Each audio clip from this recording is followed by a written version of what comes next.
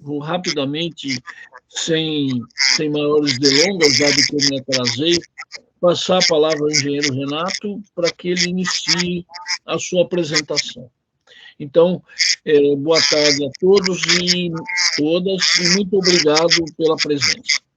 Bem, professor Piqueira, boa tarde a todos os presentes, boa tarde ao Laurindo, a quem eu tenho a agradecer de ter iniciado o processo. O Laurindo me mandou um e-mail, deve ter mais ou menos uns 2 meses, comentando que ele tem acompanhado o trabalho que a gente tem feito com sustentabilidade de mineração, e se eu não gostaria de estar debatendo aqui na reunião de inovação da ANE, né? Eu prontamente falei sim, fiquei muito feliz, porque, na verdade, eu nunca tive a oportunidade de alguma maneira, abrir todo esse longo caminho, né? Trabalhando em termos de sustentabilidade dentro da mineração. Na verdade, a minha vida profissional ela se divide em duas metades, né? Uma metade que era mais setor privado, né? Em que eu trabalhei muitos anos na Magnesita, e também eu era uma liderança em minerais industriais, que sempre foi uma paixão minha em termos antes da sustentabilidade. E a outra metade foi quando eu comecei a trabalhar com relação com questões os territórios de mineração, políticas públicas. Várias vezes eu fui contratado pelos governos, né, para eu estar implementando uma série de projetos, e a maioria projetos inéditos, né? Eu entendo que, vamos dizer, sempre houve muita paciência dos contratantes, ou muito interesse, de aceitar a minha ousadia, né, com algumas propostas. Eu nesses projetos, né, poucas vezes eu fui um pesquisador, de fato, apesar de eu ter uma relação com os universidades, mas eu sempre fui um catalisador, um organizador, um fomentador, né, um governador, né, dentro do Conselho de Governança, né, na medida que eu tocava, vamos dizer, projetos multi-institucionais, e que havia uma carência de uma pessoa que trabalhasse esse conjunto de instituições que muitas vezes, inclusive, elas eram conflitantes. Então, acho que podemos começar daí. Eu vou pedir a Andréia para colocar os primeiros slides, né? E me desculpando aí que nós não consegui fazer o compartilhamento aqui pelo computador. Bem, o título que eu acordei com o professor Laurindo, né, foi esse aí, 2 décadas de uma agenda de PDI dedicada à sustentabilidade na mineração. É incrível como é que isso passa rápido, né? Na verdade, são um pouco mais de 20 anos, são 23 anos, e eu não vou falar por 2 décadas, né? Vou ser bem rápido aí com relação à minha fala. Nesse período, o que nós focamos foi basicamente o desenvolvimento sustentável e ações correlatas, né, dos ecossistemas da mineração. É um termo que cada vez mais tem sido utilizado, na medida que a mineração ela não cabe mais apenas nela própria, né?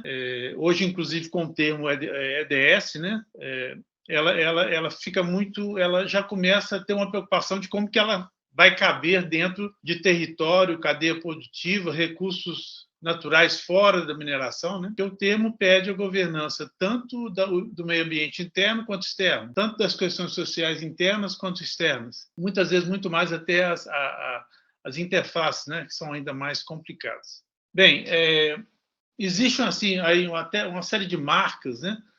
E projetos que acabaram marcando muito meu nome, né? Pelo fato de eu ter me dedicado muitos anos e pelo fato de ter ficado muita contribuição, muito spin-off desses projetos, né? O primeiro é a marca Mercado Mineral, né?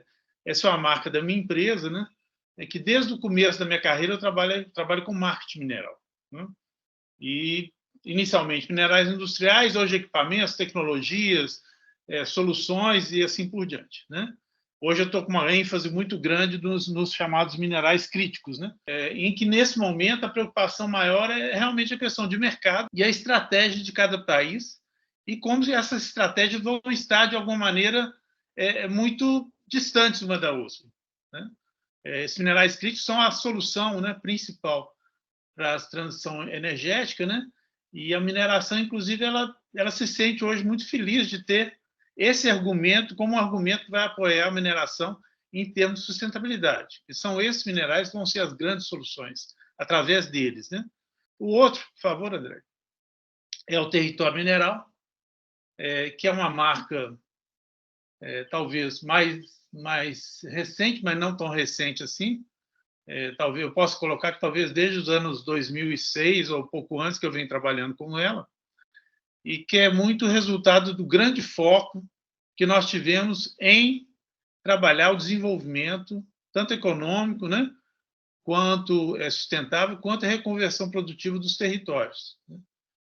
Porque hoje, cada vez mais, já falamos na questão de fechamento de minas, e o fechamento de minas requer, né, que seja restaurada a situação econômica correspondente à mineração. Isso, logicamente, é muito difícil, mas é um problema hoje, né?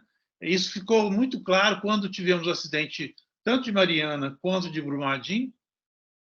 Nesses dois municípios, praticamente a economia parou. Mariana está voltando, né?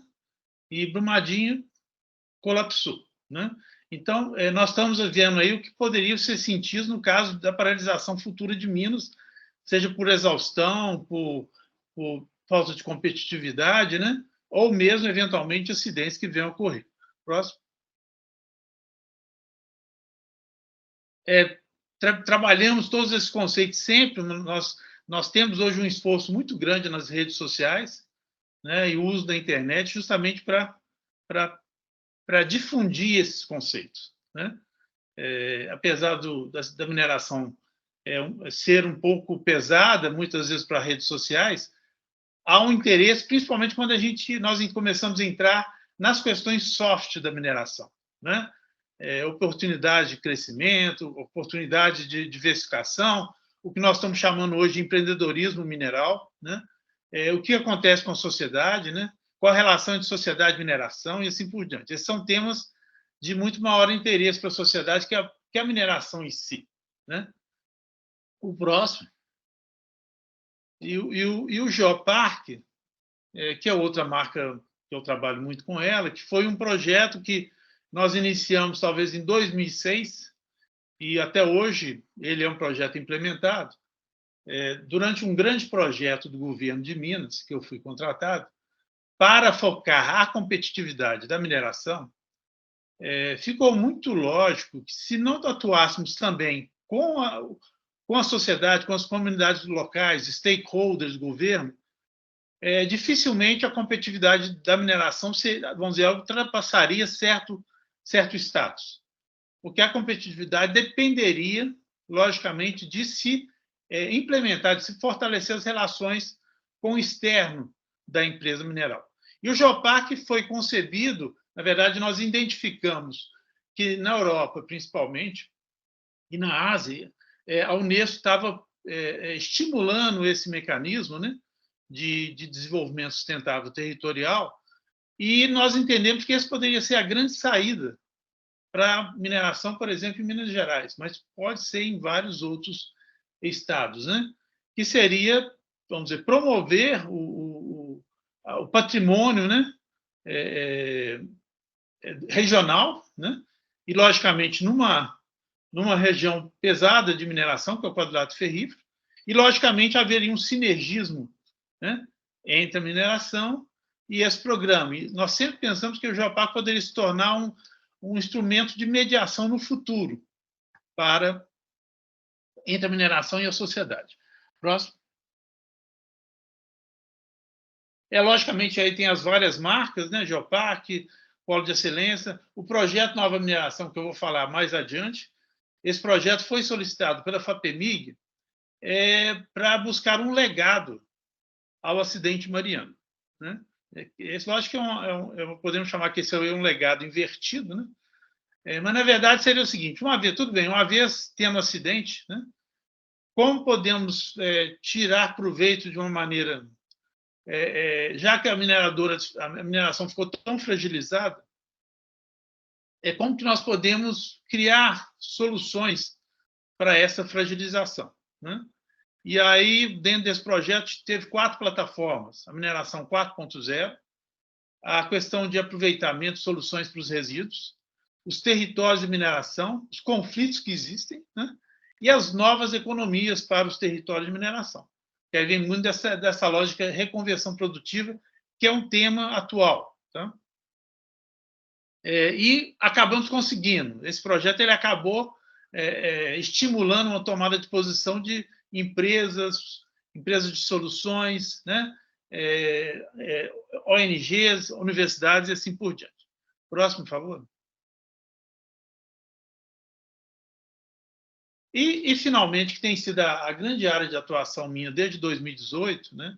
E que está muito ligada à questão de sustentabilidade, e nós temos focado desde 2018 a mineração, principalmente no sentido de conscientizar a comunidade da mineração, no sentido que ela tem de seguir, ou ela tem de estar associada, tem de estar consciente da necessidade de alguma maneira implementar ou ser um suporte, ou ser um apoiador, ou compartilhar recursos para a implantação local dos 17 ODS. Né? Eu faço parte da organização chamada SDSN, é o Sustainable Development Solution Network. É uma organização criada pela ONU, pelas Nações Unidas, né? Em que eu entrei com a ONG que eu presido, né? Que voltada para o quadrilátero ferrífero, no sentido de trazer todo o aprendizado, né?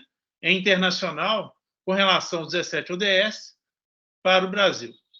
Interessante que, nesse período, nós começou a haver um fortalecimento das exigências para o ESG, né?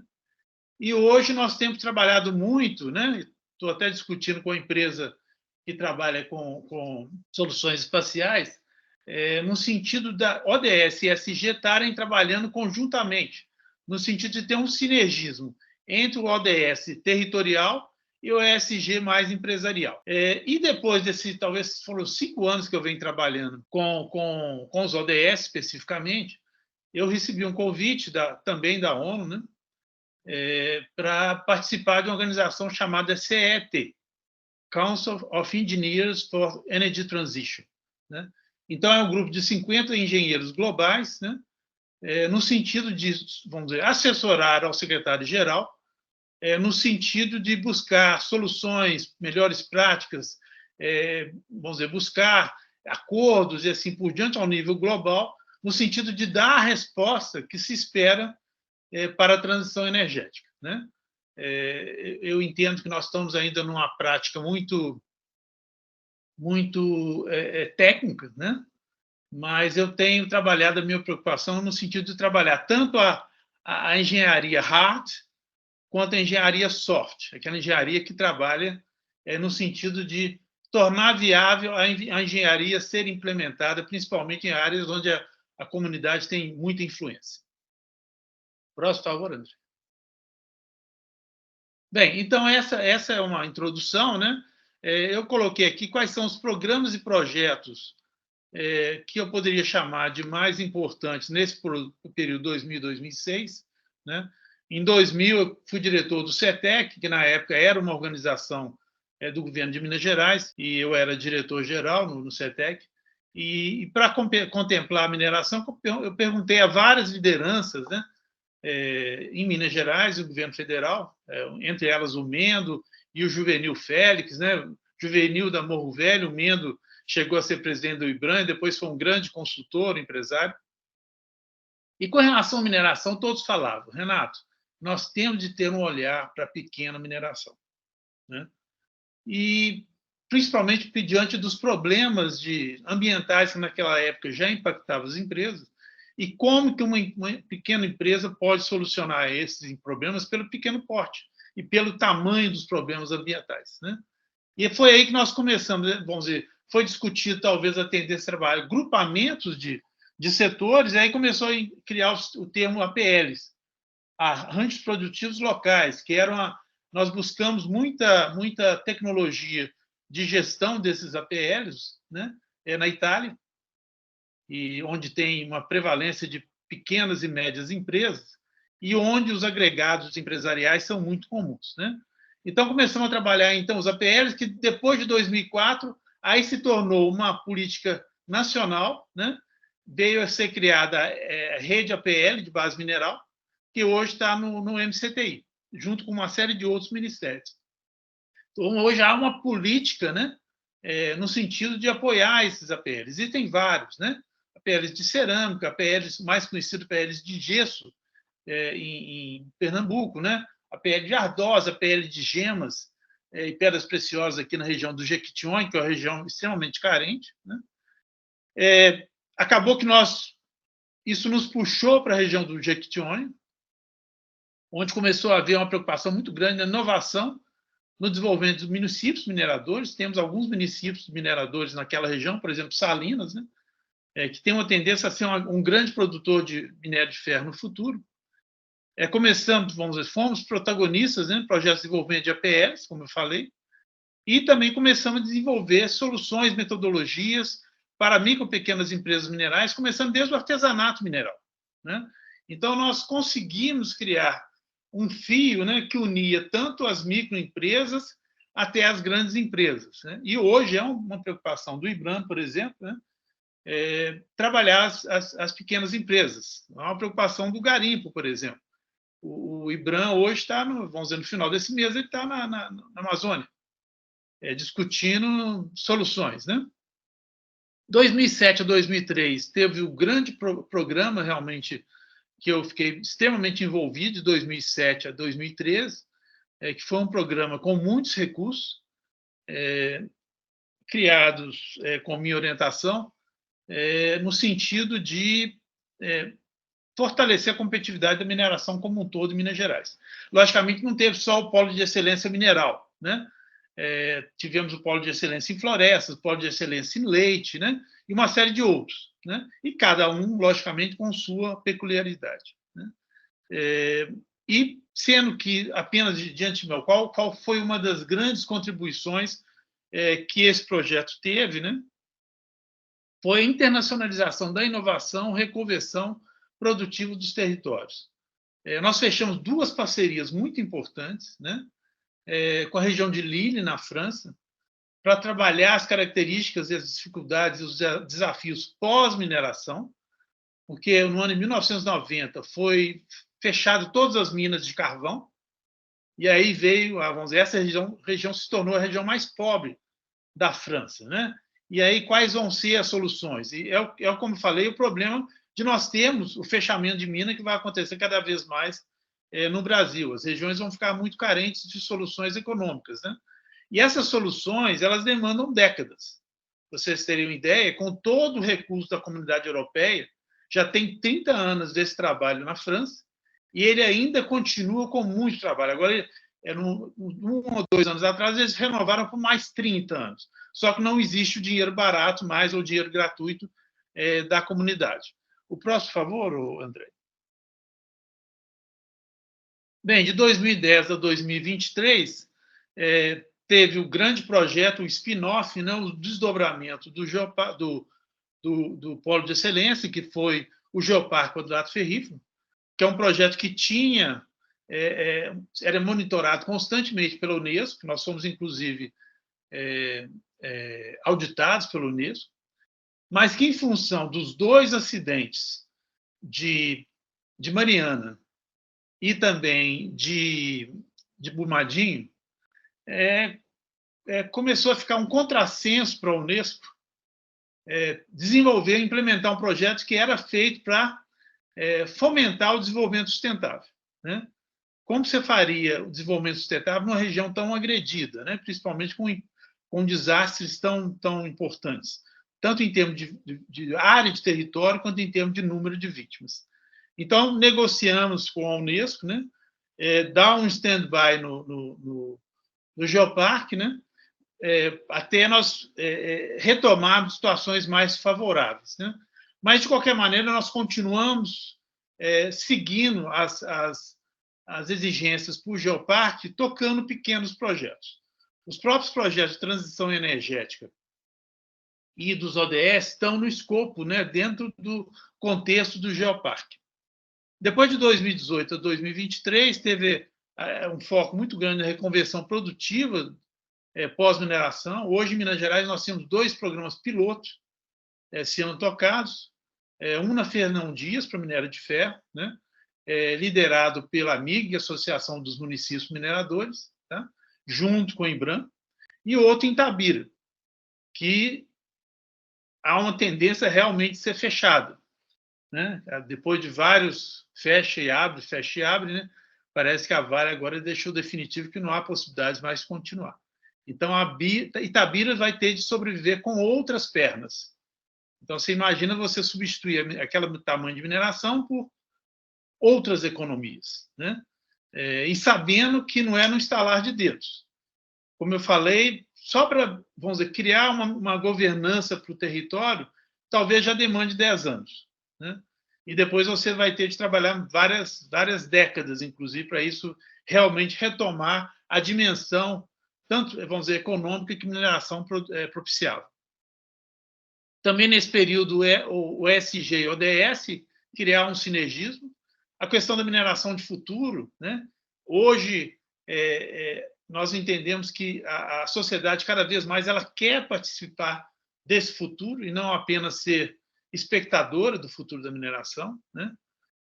Criamos o termo ODS Mineral, e do ODS Mineral estamos trabalhando agora com empreendedorismo mineral, buscando todas aquelas metodologias que o SEBRAE criou e levar isso para a área de mineração.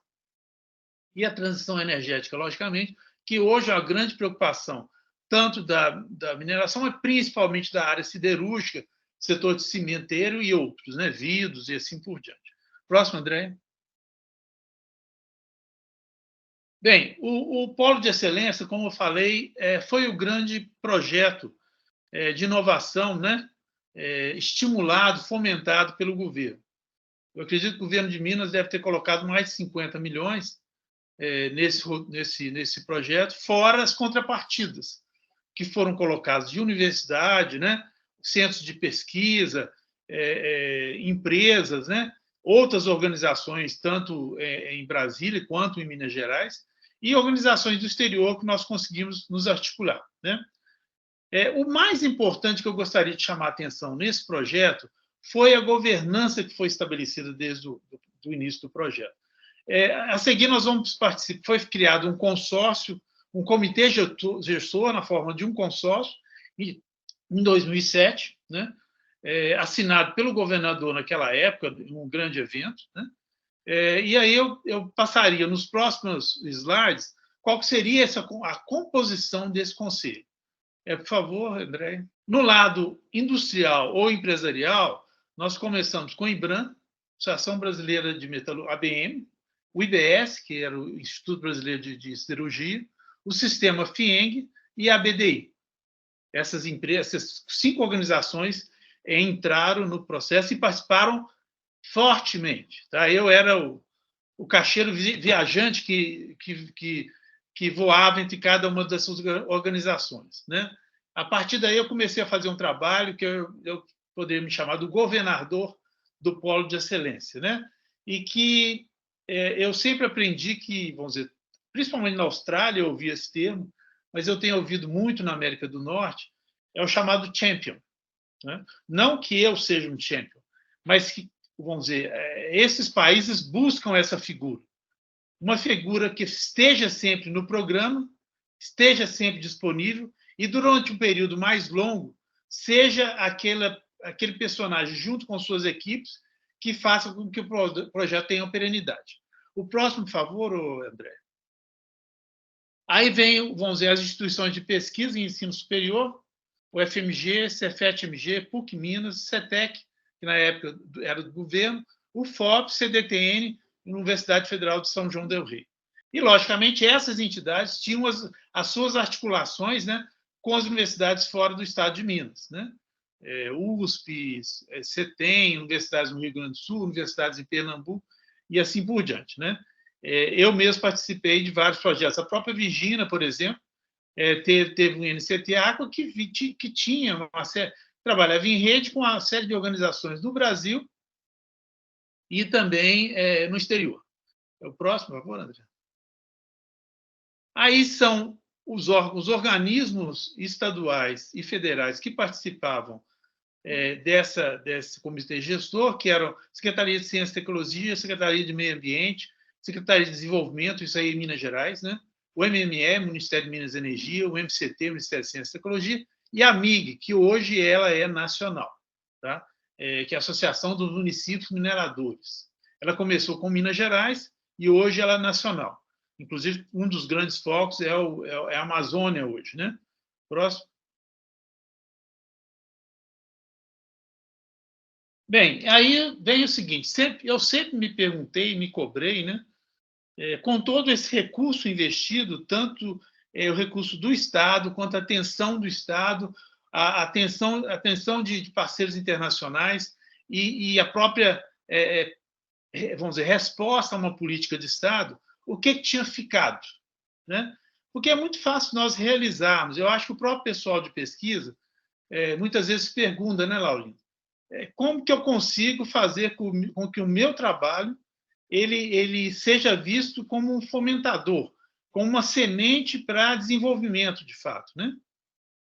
E aí eu listei alguns. Tem outros, mas esse eu consegui lembrar como sendo os mais presentes, que até hoje, vamos dizer, a sociedade e a comunidade, o governo, né, vamos dizer, lucram e têm atenção nisso, até como subsídios para a política pública. Um que eu acho negativo, né, que hoje eu sou o depositário de todos esses programas que foram tocados. Não digo o caso de universidades, né, que elas já atuam como depositários.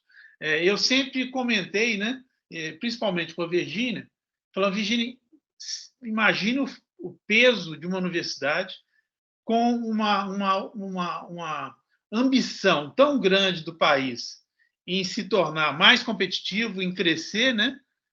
A universidade passa a ser o grande detentor, o grande depositário, o grande estimulador desse desenvolvimento. Porque nós temos aí professores, pesquisadores que ficam 40, 50 anos, né? Vamos dizer, e se torna um fio condutor que, vamos dizer, que cria interfaces com todo o território. E isso, eu acho que isso não é estimulado, tá? Eu acho que não há uma consciência dessa importância, né? Mas eu acabei sendo depositário de vários programas, né?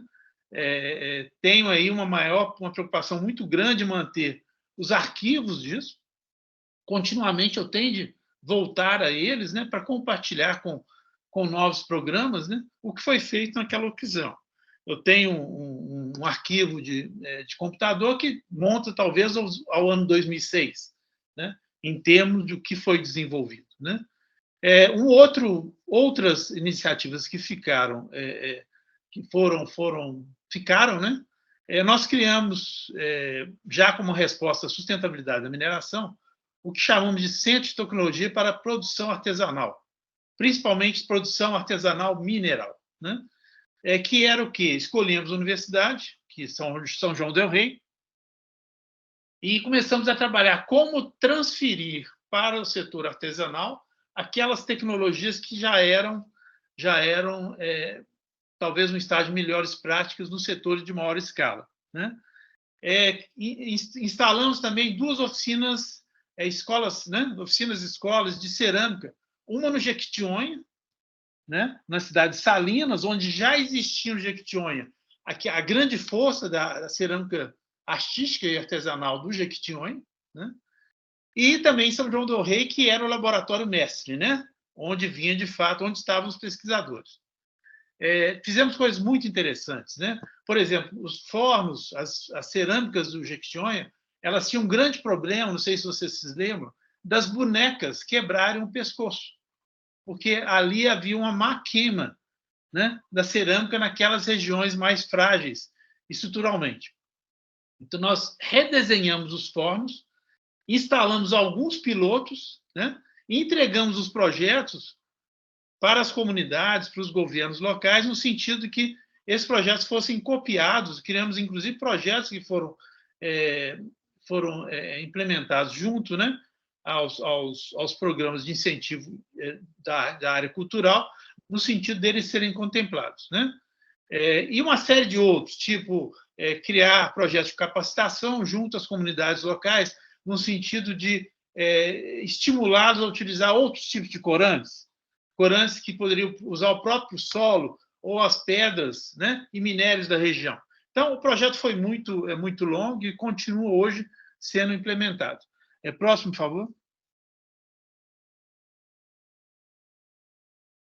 Outro é a questão do aumento de competitividade dos APLs de minerais, né?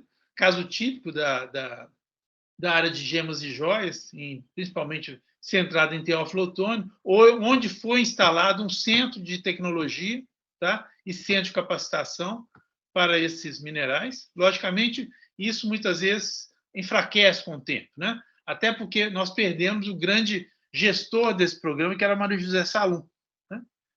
Que trabalhou esse projeto, liderou esse projeto, que realmente fez com que ele mostrasse resultados territoriais. E o mais interessante é que hoje a Maria José aproveita todo esse desenvolvimento da região e hoje é a diretora de sustentabilidade da Sigma, que é a grande produtora de futuro, né, para o lítio, né, e que, através do trabalho da Maria José, foi criado o conceito de lítio verde, né, porque a Sigma está fazendo um grande trabalho de articulação com a sociedade local, no sentido de criar futuros para essas comunidades, principalmente com o trabalho com mulheres, né? Outra coisa que ficou, né, é a internacionalização da mineração em Minas Gerais, com foco na Austrália. Foi feito um acordo de cooperação com o estado de Queensland, né? E, a partir daí, foi criada uma avenida de cooperação entre as universidades brasileiras e as universidades australianas, principalmente no estado de Queensland. Naquela ocasião, inclusive, criamos o conceito de Tropical Bridge, Tropical Alliance, que era essa grande avenida de cooperação que existiria entre os dois estados e que ela foi muito fortalecida com aquele programa de internacionalização dos estudantes, né? Que agora me passou o nome, né? Não me lembro. E outra é a França, que nós temos trabalhos. Até hoje, nós somos constantemente revisitados, né? Nós vamos lá, né? Eles vêm aqui. Existe um grande, estou querendo saber, de uma grande rede de universidades em Minas Gerais que trabalham continuamente em contato com esse trabalho lá em Lille, né? Em Redondezas, para a questão da reconversão produtiva, as metodologias que foram usadas lá e que poderiam ser trazidas, né, para Minas Gerais. No passado foi mais um trabalho acadêmico e hoje se transforma num trabalho de fato, transferir melhores práticas, melhores estratégias, melhores políticas públicas para essas regiões de mineração já começam a sofrer do problema de fechamento de minas. Então, deixamos metodologias disponíveis para os municípios, as universidades e as organizações de fomento do governo para trabalhar.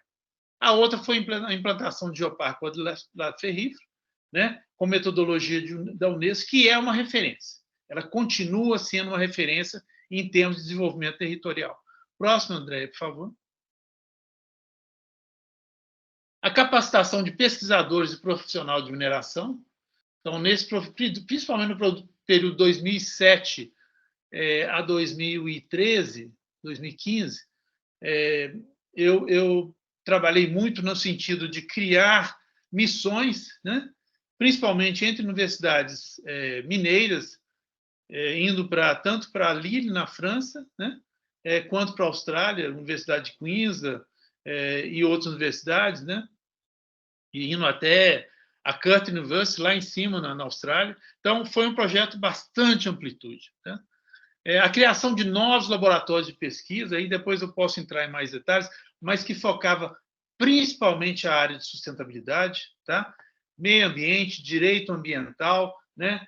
Monitoramento ambiental das áreas de mineração e assim por diante. Tá?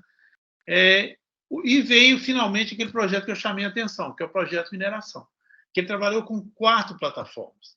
A mineração 4.0, tá? O que seria? Seria, vamos dizer, transferir, estimular, né, induzir a mineração a usar as várias tecnologias e práticas do que se chama aí de indústria 4.0.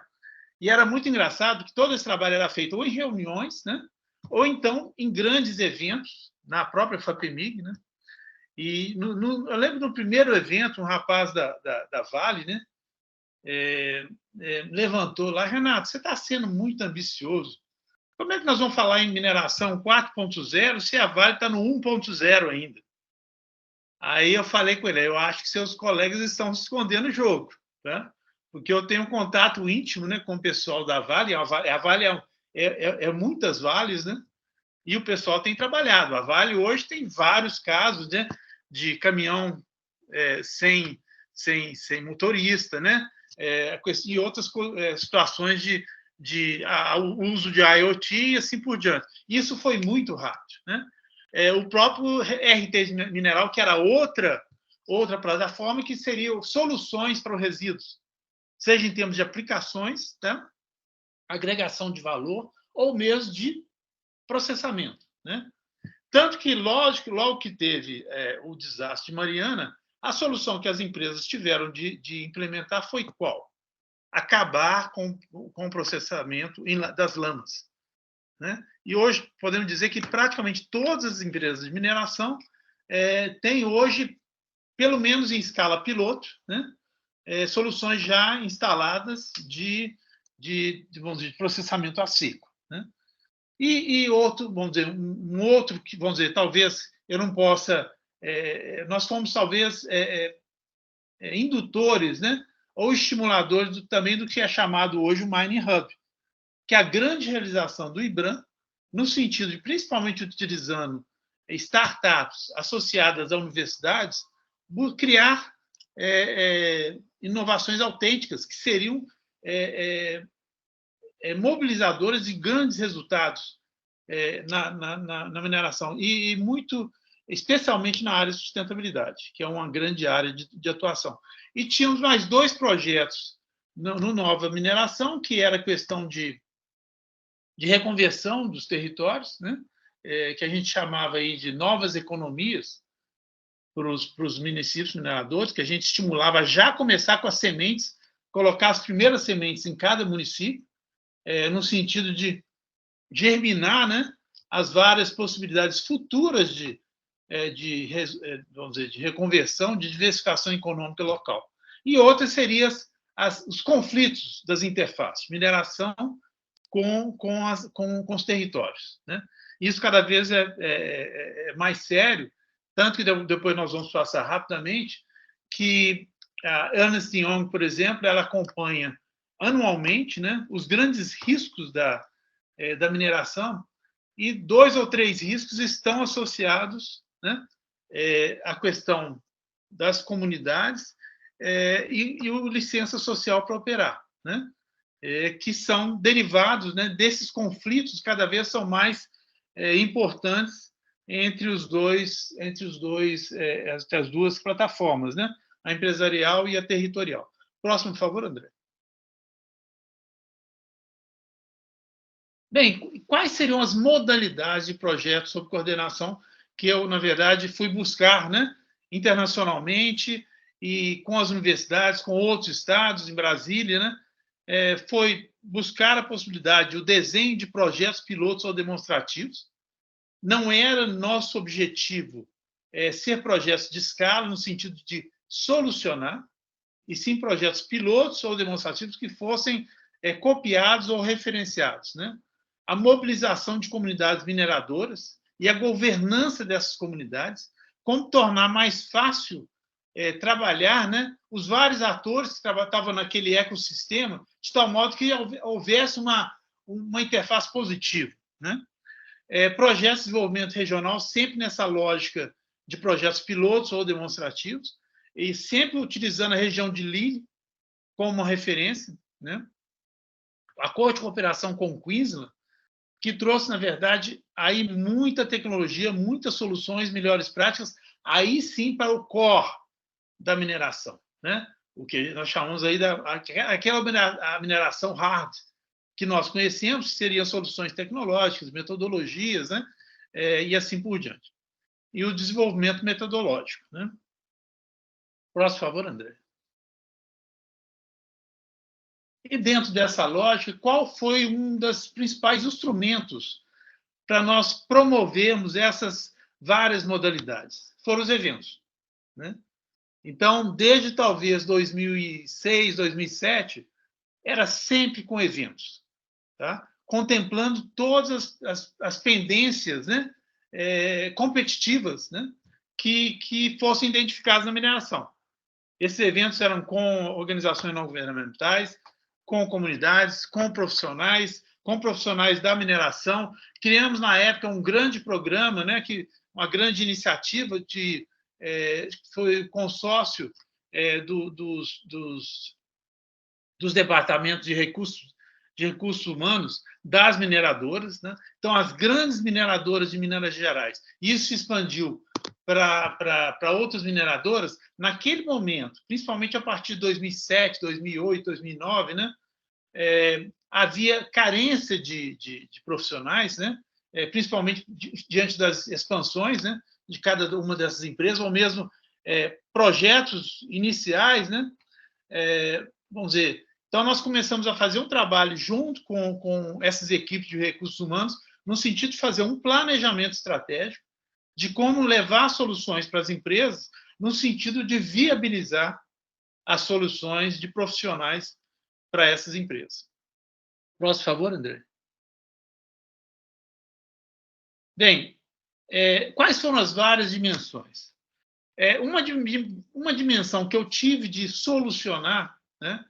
E eu lembro aquela questão inicial que havia, eu já tinha tido experiência com projetos, principalmente projetos com fonte de recursos governamentais, né? Que havia necessidade de um fio condutor, profissionais que ficassem ao longo do período. Você vê, nós estamos aí há 23 anos, de alguma maneira, apoiando esse projeto. Mas como é que isso foi conseguido? Eu entrei como especialista contratado, eu e minhas equipes. Entrei como gestor de programas e projetos, né? Entrei como pesquisador contratado por órgãos governamentais. Entrei como colaborador, muitos anos foi como colaborador. Projeto Geoparque, por exemplo, foi todo projeto não remunerado, né? Que eu me senti com a responsabilidade de não deixar esse projeto cair. Gestor de organizações não governamentais.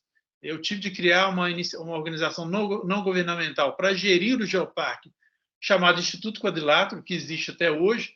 E hoje nós estamos diversificando o Instituto Quadrilátero em termos da questão de transição energética e também da questão dos 17 ODS. Então, o Instituto Quadrilátero, que vai estar liderando, né, o desenvolvimento metodológico para esses objetivos. E também um trabalho que nós íamos fazendo sempre seria criar liderança setorial e territorial. Mas o grande problema, gente, era recursos, né? Eu trabalhei com prefeituras, trabalhei com governos, com CNPq, com FINEP, né? Com órgãos do Estado, órgãos do governo federal, universidades. E o recurso, gente, o que nós podemos observar, e talvez o Laurindo possa até confirmar, é a descontinuidade. Hoje tem, amanhã não tem, né? Os projetos muitas vezes são de curto prazo, né? No meio do caminho o dinheiro falta, né? E aí eu criei o termo jogar sem bola, né?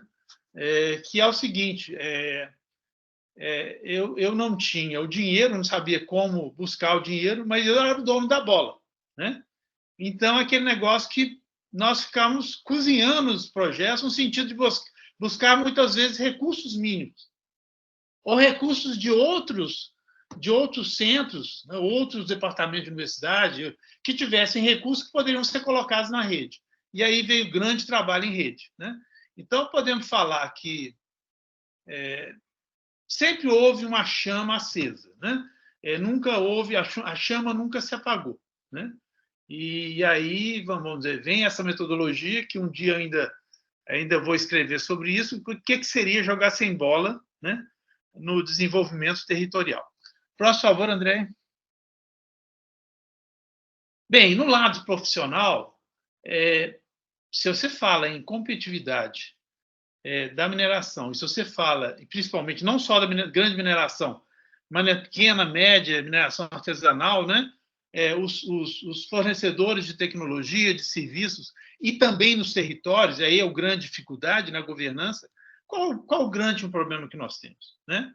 É pessoal disponível que possa trabalhar nesses projetos, tá?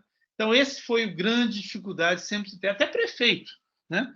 Eu costumo falar que o grande jogador de areia nesses projetos, muitas vezes, é a prefeitura, que elas competiam conosco. Eles ficavam com ciúmes pelas situações, pelas soluções que eram apresentadas, até porque muitas vezes nós discutimos direto com as comunidades. E isso acabava criando alguns problemas de conflito, né? Não, quem manda na comunidade sou eu, prefeito, não é a universidade, né? E isso sempre acontece, tá? Então, tivemos aí o protagonismo na organização e planejamento estratégico de consórcio setorial de recursos humanos, que é o consórcio, né? Que foi iniciado por um profissional da Vale, depois foi para a CSN. As inúmeras iniciativas de capacitação, e era um processo dominó, né? Nós sempre estávamos estimulando todos os atores a sempre colocarem seus produtos que pudessem ser colocados. Pena que naquela época nós não tínhamos o webinar ainda, né? O estímulo à cultura de redes e formação de parceiros. Esse trabalho nosso ele foi muito rico em trabalho de rede, né? E até hoje eu mantenho, né, essas grandes redes, tanto quando precisamos de alguma coisa, mesmo que seja a pedido, né, de vários órgãos, Renato, nos ajuda aqui, quem você pode indicar? Sempre tem alguém para indicar que vai, de alguma maneira, ajudar, né, a manter esses eixos de atuação com estrutura, né? E também profissionais que atuassem na experiência de governança territorial e multi-institucional. As dificuldades de governança são tanto em termos do território, com os vários atores, quanto quando você tem instituições participando muito conflitantes, de culturas muito diferentes, né? E aí é uma grande dificuldade, você realmente tem de trabalhar. E eu criei até um conceito de stress test, né, que é aquele que é usado no sistema financeiro, para continuamente estar monitorando, né, a saúde desses sistemas de governança com testes rápidos, né, no sentido de se aquele sistema de governança estava com perspectivas de ser um programa longo ou de perspectivas de rapidamente ele se dissolver, né? O próprio SG e o ODS são projetos, né, são dimensões que existem um grande esforço de governança. Próximo, André, por favor.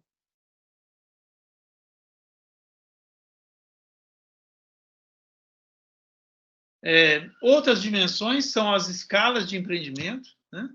Então, ao longo desses 23 anos, nós tivemos que trabalhar tanto das dimensões artesanal, microempresa, pequena empresa, média empresa, até grandes empresas, né? E as grandes empresas, interessante, muitas vezes você tem muitas grandes empresas dentro de uma empresa só, né? Então, interessante como é que as culturas são diferentes para cada localidade, né? Tivemos de lidar com isso, né? De criar soluções para isso, né? E quais são os territórios contemplados, né? Tínhamos aí com territórios como Jequitinhonha, territórios como municípios dentro do quadrilátero ferrífero, que são municípios que já têm uma gestão mais moderna e a própria influência da mineração, porque cada mineradora tem sua gestão local e há uma tendência de haver uma troca de aprendizados, né, com as mineradoras, com escolas, universidades locais e prefeituras, né?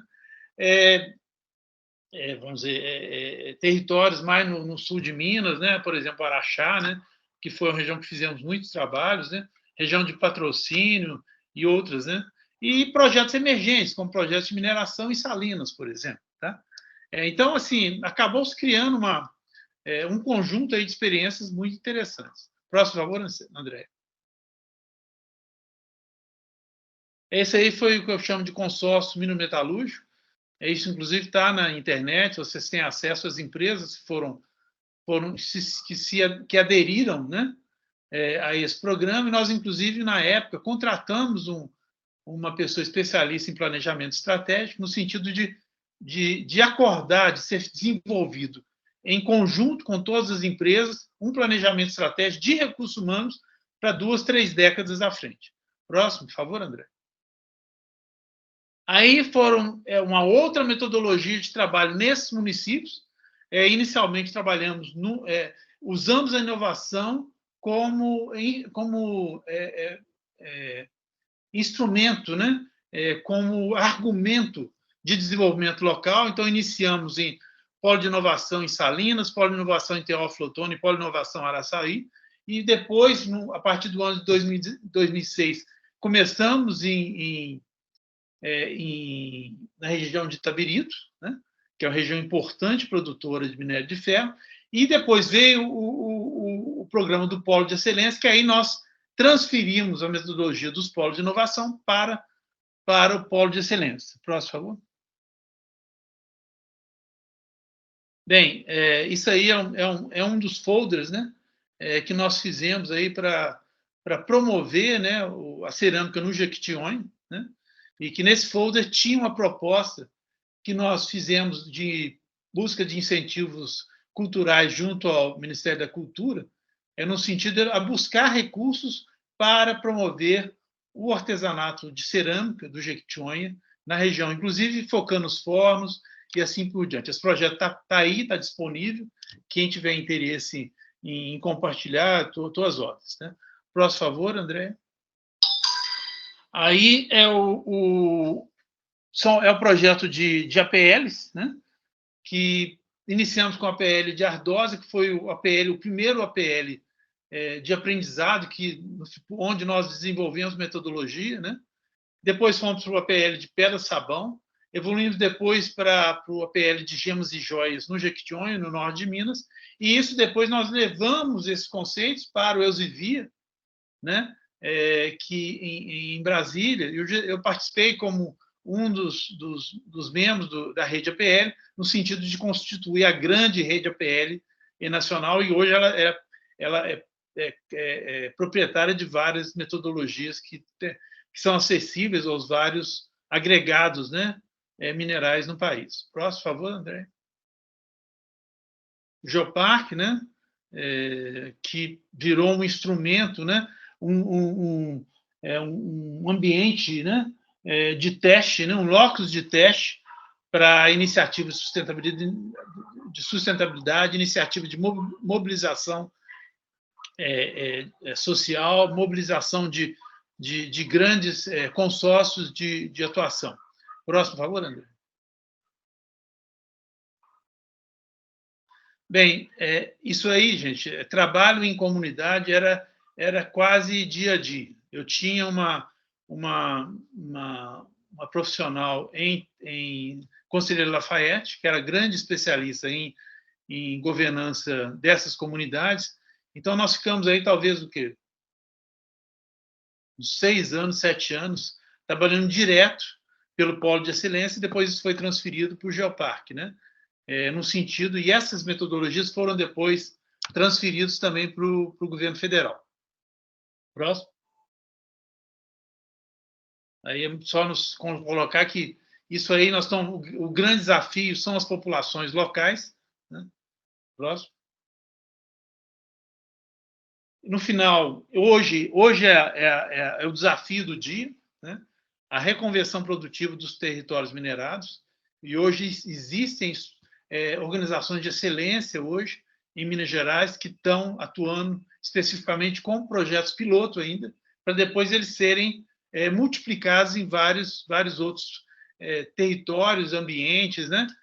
Empresas de mineração e assim por diante. Entendendo o seguinte, quem vai fazer a reconversão vai ser o território. Então, a mineração vai ter de acordar um sistema de governança com esses territórios, no sentido de haver uma implementação eficiente, né? Eficaz e viável economicamente, para que houvesse essa transição de empresa para território. Próximo, por favor. Aí, a região que nós sempre trouxemos era o nosso espelho, né? Que é a região de Lille, né? Que ela tem um território similar ao quadrilátero ferrífero. Daí o fato de ter feito esse acordo de cooperação lá com a França, e pelo fato de ser muito recente, né? A paralisação da produção de carvão, com todos os problemas que trouxe, né? Na ocasião. Próximo. Isso aí foi um trabalho que esse é o trabalho do Atlas. Foi criado um Atlas, né? Das relações entre Minas Gerais e a região de Nord-Pas-de-Calais, a região de Lille, em que foram registradas todas as iniciativas de cooperação que ocorreram entre Minas Gerais e a região de Lille. E isso aí derivou para nós criarmos, há uns 5 anos atrás, que nós chamamos livro de reconversão. Nós criamos para Conselheiro Lafayette, Ouro Branco e Congonhas, que é a grande região de mineração, né, ali, e que também há conflitos com toda a região histórica, né, de patrimônio histórico, no sentido de quais seriam as possibilidades viáveis para cada município em termos de diversificação. Próximo, por favor. Aqui é um gráfico que eu recomendo vocês lerem, né, que são os trabalhos anuais da Ernst Young e que outras das empresas de consultoria liberam normalmente, que é muito interessante caminhar nos últimos 20 anos e ver como a coisa foi mudando, ao ponto que meio ambiente não aparece mais. Isso é muito interessante. Hoje o que aparece é sustentabilidade, são os ODS, é o ESG, e não... Né? André, já estou acabando, viu? Próximo, por favor, André. O próximo área que nós estamos entrando agora com interface com a grande mineração é o caso dos minerais críticos. Né? O IBRAM já está atuando, né? Estou, inclusive, participando de um trabalho de CETEM para o IBRAM, no sentido de que o IBRAM entenda, né, o que é, afinal, esse negócio, né? Qual a sua dimensão, quais os seus desafios, né? E porque também isso é uma grande solução de sustentabilidade para a mineração. São esses minerais críticos que vão trazer as soluções em termos de hidrogênio verde, né? Transição energética, vamos dizer, minerais para células solares, minerais para eólicas e assim por diante. Próximo, por favor, André. Esses aí são pontos na Europa onde são os pontos de referência de acesso a minerais críticos pela Europa, que se sente hoje na berlinda, né, por não ter os minerais para seus materiais. O trabalho que nós temos feito muito grande hoje com os focos ODS, ESG e a transição energética, sendo que o foco nosso principal é a mineração. Todo esse trabalho com o SDSN na ONU, nós temos continuamente eventos em inglês, né, em que nós sempre estamos convidando, vamos dizer, universidades, né? Já tivemos até a participação da USP num desses eventos, né? E vamos dizer, estamos sempre aí articulando, namorando, convidando as pessoas para terem interesse em participar. Esse, por exemplo, nós trabalhamos a questão de acelerar, né, o sinergismo entre o ESG e o ODS. Tá? Todos esses webinars são disponíveis na internet. Próximo, por favor. Nós trabalhamos com essa lógica, né, que o ESG e o ODS têm de funcionar como engrenagens bem articuladas, no sentido de haver um sinergismo de fato entre ambos. Próximo. E, finalmente, terminei. Agradeço muito a paciência de vocês e, para mim, foi uma oportunidade muito interessante de colocar 23 anos aqui, um pouco compartilhar com vocês. Né? Tudo isso eu tenho arquivo, né? Tudo isso, meu interesse é sempre compartilhar. Tá? Muito obrigado, Renato, pela sua exposição, foi muito boa. Eu queria ressaltar um ponto que eu acho que é fundamental, é que não é possível fazer desenvolvimento de nada sem levar em conta as comunidades, né? sem levar em conta o entorno, sem levar em conta as pessoas que já vivem nos locais, ou seja, viabilizar como as pessoas podem viver a partir das modificações a serem realizadas pelos empreendimentos. Eu estou de parabéns por isso, fiquei muito, muito bem impressionado aí com o seu trabalho e fico muito feliz de você ter aceito esse nosso convite. E agora eu passo a palavra para as pessoas que eventualmente queiram fazer alguma pergunta. Então, por favor, fiquem à vontade.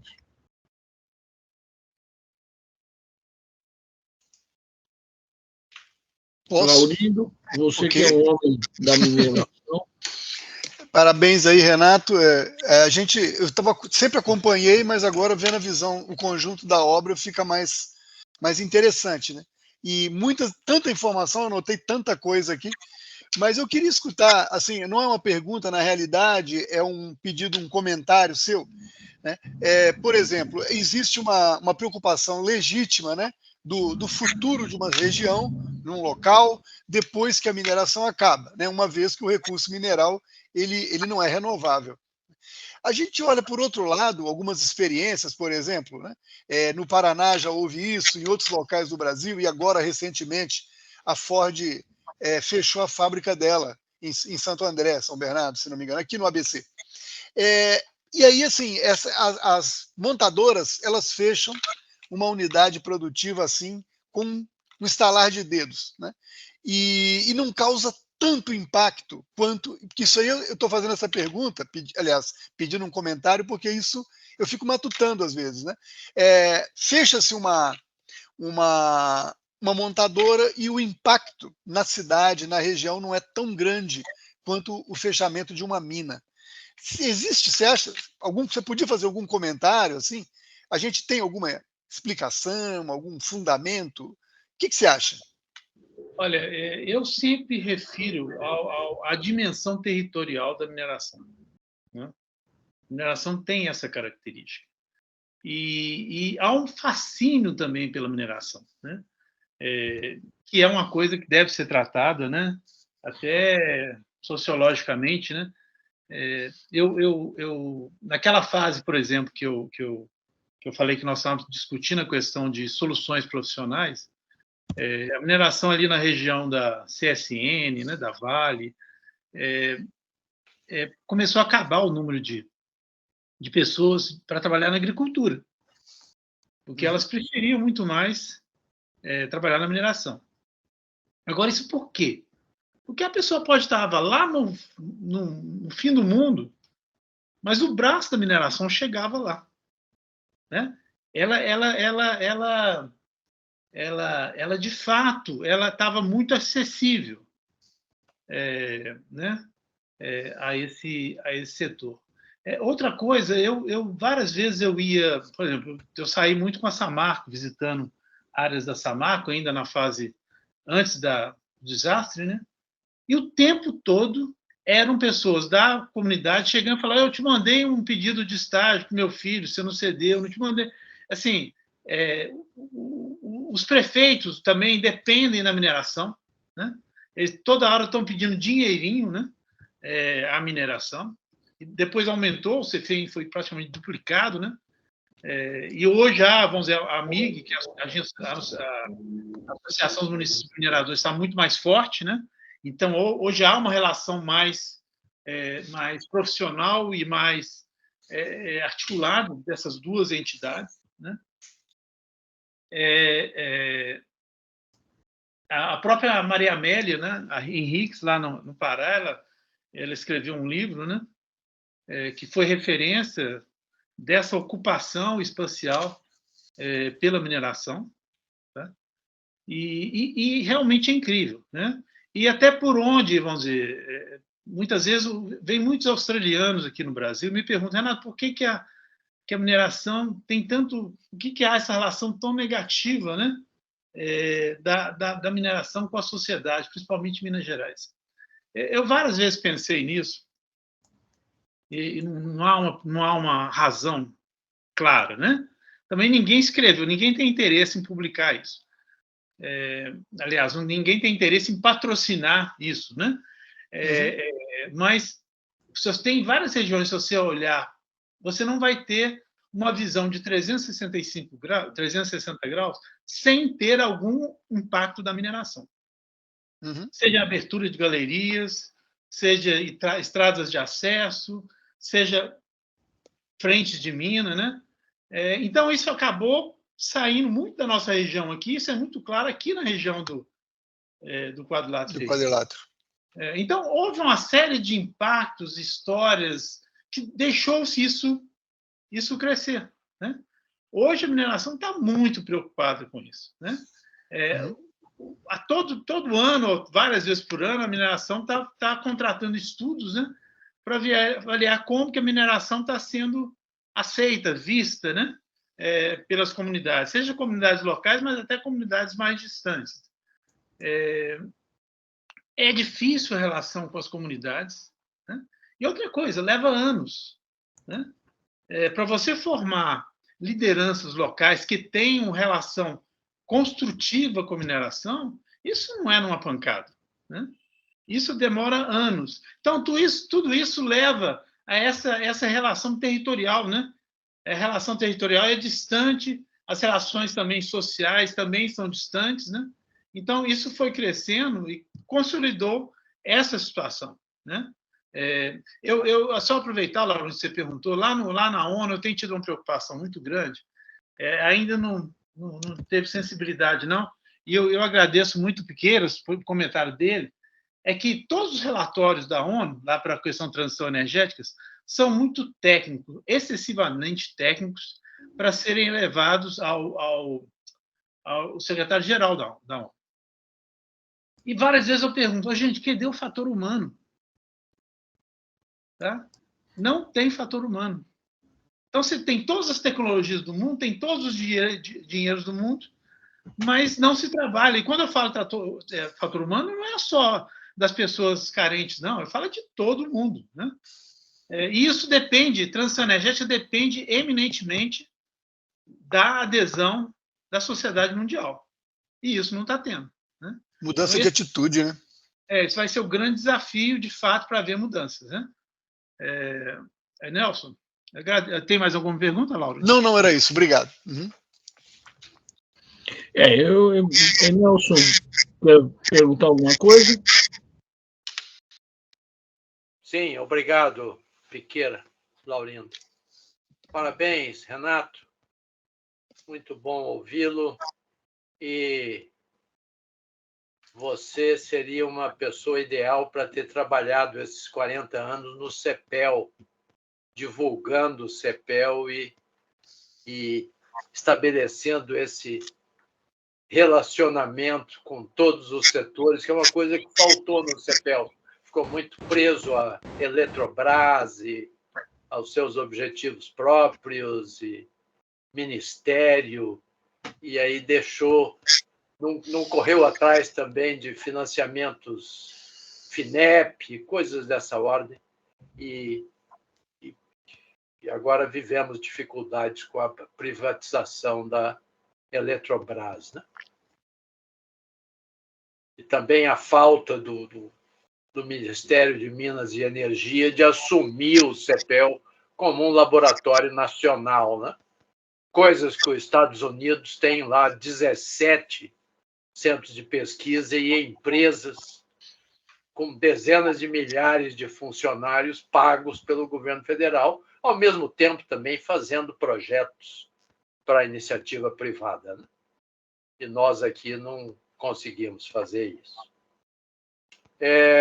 Mas a pergunta é uma coisa que senti falta aí na sua apresentação, talvez pela dificuldade em mensurar.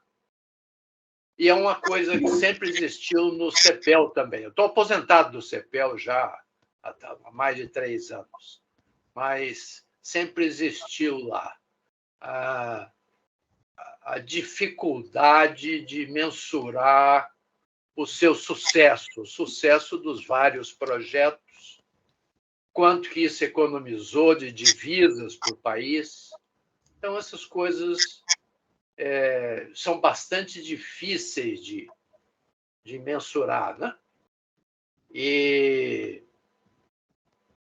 isso, acho que se aplica para o seu trabalho também. O seu trabalho, você movimentou dúzias de entidades federais, internacionais, municipais, várias dúzias. E muita gente, a população, os trabalhadores da área de mineração e seus arredores se beneficiaram dos projetos que você coordenou, estimulou, promoveu. Então, a pergunta é essa: você teria uma estimativa? Duas delas. A primeira, da quantidade de recursos que movimentou ao longo das suas 3 décadas aí de trabalho na área. E o que é difícil para você também dizer quanto que você faturou. Tinha que ter alguém, outras pessoas envolvidas nessa elaboração da estatística. E a outra, quantas pessoas você beneficiou com esses vários projetos e ONGs? Ô, Nelson, eu concordo plenamente com você. Esse foi a grande falta que eu sinto e que sentimos. Não havia monitoramento. Eu não sei se o Nelson está ouvindo. Acho que ele está ouvindo. Estou ouvindo. Mas acho que alguém fez estátua no Nelson. Mas eu sempre senti falta desse monitoramento, né, de resultados, até para orientar. Tipo, quantos profissionais foram treinados, quantos profissionais foram transformados, quantas comunidades foram revigoradas, né?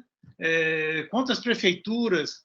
Isso, eu cheguei a especular numa determinada fase do projeto. Isso acho que foi em 2012. Nós escrevemos um livro interno lá na Secretaria de Ciência e Tecnologia, mas faltava validação, né? Então, concordo com você que é uma grande dificuldade. Eu acho que teve várias situações que eu pensei, isso aí daria uma tese, ou algumas teses, né? Na medida que se trabalhasse esses vários subsídios que estão ali disponíveis, né? E que você podia fazer relações, né, para cada comunidade, para cada setor empresarial, por exemplo. No caso da nova mineração, qual foi o efeito do projeto Nova Mineração sobre essas iniciativas pós-desastre, né? Que foram, né? Não que isso tenha sido a solução, mas certamente esse era um efeito dominó, né? Um estimula o outro, principalmente porque isso era chamado pela FAPEMIG. A FAPEMIG estimulava as universidades a trabalharem naquilo. Vários projetos de pesquisa foram escritos a partir daquelas faltas ou desafios que foram discutidos nos eventos do projeto Nova Mineração. Então, certamente tem muitos resultados, né? E vale a pena. E eu acho que isso seria muito importante, porque isso serviria para referenciar, de fato, as iniciativas, né? Inclusive setores que são mais aceitam menos essas interferências para se sentirem motivados, né, a buscar o trabalho da universidade. Porque, na verdade, eu era o fomentador, mas quem, de fato, discutia e implementava soluções era principalmente o setor de pesquisa, né? Era ele que estava em campo, estava se articulando e estava publicando, de fato, informações validadas, né, para isso. Eu queria aproveitar essa oportunidade de colocar uma coisa que eu soprei para o Nelson na última posse na academia. Eu estou tocando esses projetos tanto do ODS, né? Dos ODS, através da SDSN, e também agora do transição energética. O Brasil está muito atrás, viu, gente, nesses movimentos. Eu tinha comentado com o Nelson que seria muito interessante, talvez a academia, liderar alguns projetos nesse sentido, né? Porque, de fato, há uma carência grande, e eu acho que uma coisa muito forte é nessa relação da engenharia com o fator humano, né? Nós temos que começar a pegar os vários desafios em grandes empresas, pequenas empresas, né? Comunidades, no sentido de realmente trabalhar esse desafio do net zero em 2050. Mas hoje, isso para mim parece impossível, né? Tamanha vagareza que o processo está andando. Eu só acredito que esse processo vai avançar o dia que, de fato, houverem lideranças sociais locais, né, trabalhando com afinco e remuneradas nesse processo, né, e que sejam atuantes durante aí as 3 décadas que vêm por aí. Né? Muito bem. Obrigado, Renato. Eu que agradeço. Obrigado, Renato. O professor Piqueira precisou sair e pediu para eu conduzir o final aqui da reunião. Temos uma pergunta aqui da nossa colega, a Marli. Por favor, Marli, faça uso da palavra. Obrigado. Oi, Renato. Parabéns aí pela apresentação.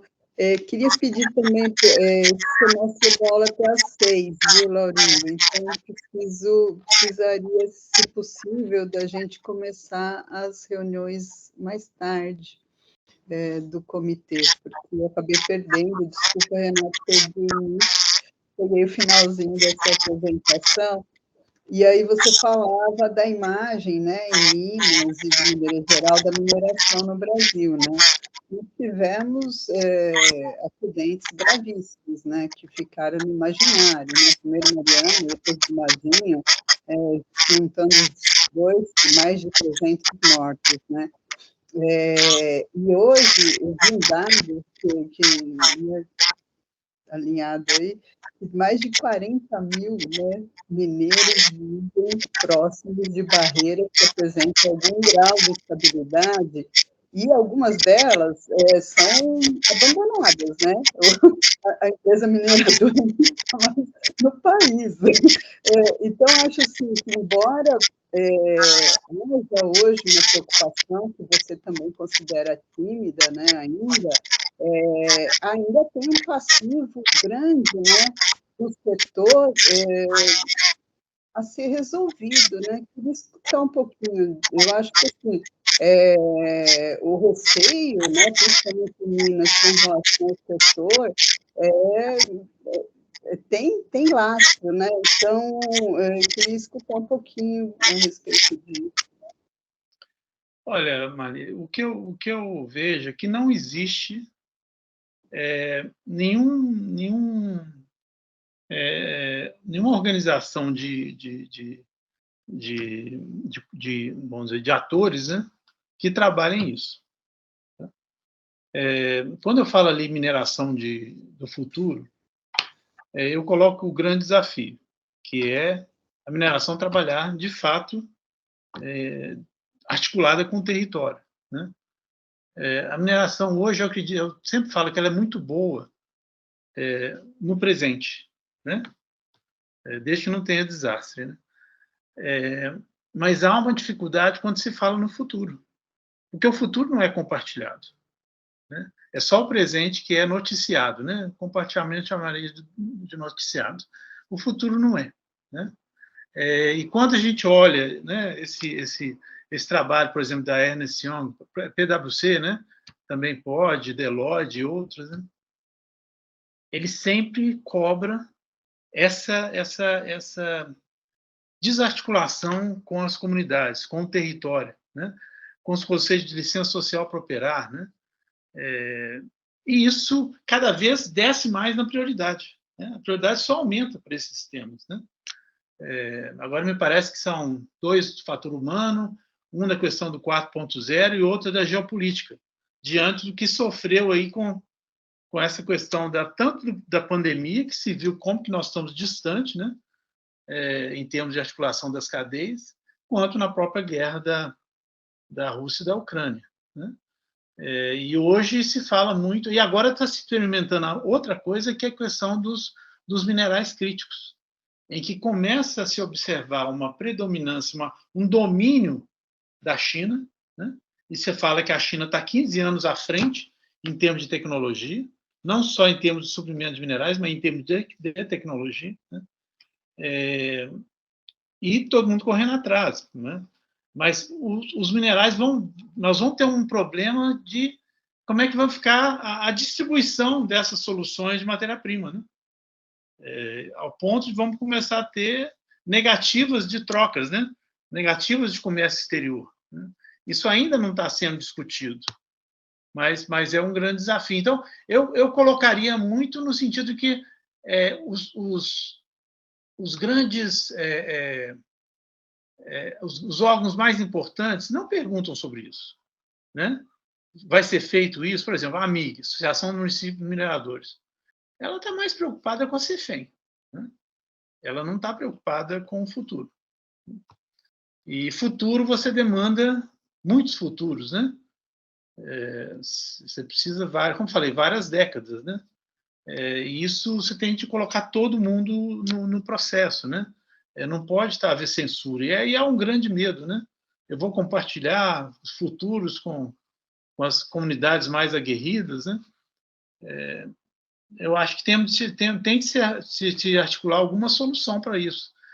Nem que seja, né, o Ministério Público entrar e criar uma linha de diálogo mais oficial, né? Mas nós vamos ter de trabalhar nessa linha, né? Ou alguma outra linha, não vai ser pelos governos. Isso vai ter de ser por algum, né? Ou a indicação de algum intermediário, né? Aceito pelas instituições com grande credibilidade, né? E que seja adotado. Mas fatalmente nós vamos chegar lá. Tá? Muito bom, muito bom. Temos uma pergunta do Álvaro Prata. Por favor, Álvaro. Obrigado, Laurindo. Renato, parabéns pela exposição muito rica, né? E fiquei muito impressionado. Conheço bem os arranjos produtivos locais, né? Eu tive lá no Ministério uma temporada lá e estava junto lá com Elzivir, né? Acompanhava bem as coisas que aconteciam, né? A minha pergunta é uma pergunta singela e se refere a essa nova discussão que tem sido feita sobre a mineração marítima. O pessoal tem falado na mineração subaquática, oceânica, e eu tenho tentado acompanhar e vejo muito essa polêmica aí do meio ambiente, da sustentabilidade. A minha pergunta é se você teria alguma palavra sobre isso, o que você opina, algum comentário. Obrigado. Obrigado, Laurindo. Obrigado, Álvaro. Eu tenho conversado, por exemplo, com o pessoal da CPRM, né? Que é um pessoal que a gente tenha mais abertura para conversar. E eu ouço muito contra, né? Muito pela complexidade dos modelos, né? Vamos dizer, como construir um modelo que você depois vai repetir, porque cada situação é uma situação nova, né? Nós estamos vendo a questão aí por exemplo, da produção de petróleo lá na Amazônia, né? E isso está muito justificado pela falta de informações, né? E isso já deveria estar tendo de começar um processo mais longo de atuação. A Austrália já é muito avançada em termos de terras profundas, né? Assim como o petróleo tinha águas profundas, né? A Austrália tem buscado os minerais em profundeza. Agora, esse assunto da exploração marítima, ele vira e mexe, está voltando. Existem algumas organizações no exterior, né, que têm atuado mais, por exemplo, a Austrália, universidades que atuam tipicamente em áreas marítimas, né? A Austrália é muito avançado, e alguns outros países, mas a Austrália me parece que é o estado que talvez teria respostas mais sofisticadas hoje, sabe? Mas é um tema que logo nós vamos começar a ouvir falar o pessoal falando em projeto piloto, né? Se já não existe, né? E onde seria esse projeto piloto, né? E cada vez mais a questão, o mar vai começar a ser usado como solução, né? Nós estamos vendo a questão de hidrogênio verde também, né? Se fala muito em transferir energia elétrica do Ceará para a Europa, né? Através do hidrogênio verde ou seus correlatos, a amônia, né? E outras substâncias que carregam o hidrogênio. Então, assim, nós devemos ter uma aceleração aí das discussões muito grande a partir de agora, né? Que está articulado com esses desafios, né? De 2050, né? Então, acho que vale a pena até chamar alguém, né? Para trazer elementos, né? E eu recomendo o pessoal da CPRM, né? porque eles estão com o tema na mão, né? Com a batata quente na mão, né? Tá bom, obrigado. Muito bom. Temos mais alguma pergunta? A Virginia não deve ter podido fazer pergunta, mas certamente ela vai puxar minha orelha em casa. Então ela sempre uma questão Tá boa. certo. Renato, então, assim, realmente é muita informação e eu estou digerindo, anotei um monte de coisa aqui. Gostei muito também da sua atuação na parte de conservação também. O Geoparque ali, te cumprimentar pela linda figura do alto da serra lá, com a vegetação nativa. Muito legal mesmo. Então, se não temos mais perguntas, agradecemos muito aí a sua participação. Esperamos contar com você em outras iniciativas, não só do nosso comitê, mas de outros comitês também da nossa ANE. Agradecer muito aí a sua participação. E é isso. Muito obrigado. E você poderia compartilhar com a gente essa apresentação? Claro, eu já até compartilhei oficialmente. Já compartilhou? Com certeza a Andrea vai, então, fazer o vídeo também. O vídeo eu acho que é interessante. Agora, cada um daqueles tópicos que foram apresentados, ele subdivide com certeza. Outros, né? É verdade. Realmente é muito rico aí, muito multifacetado, né? Muitas informações.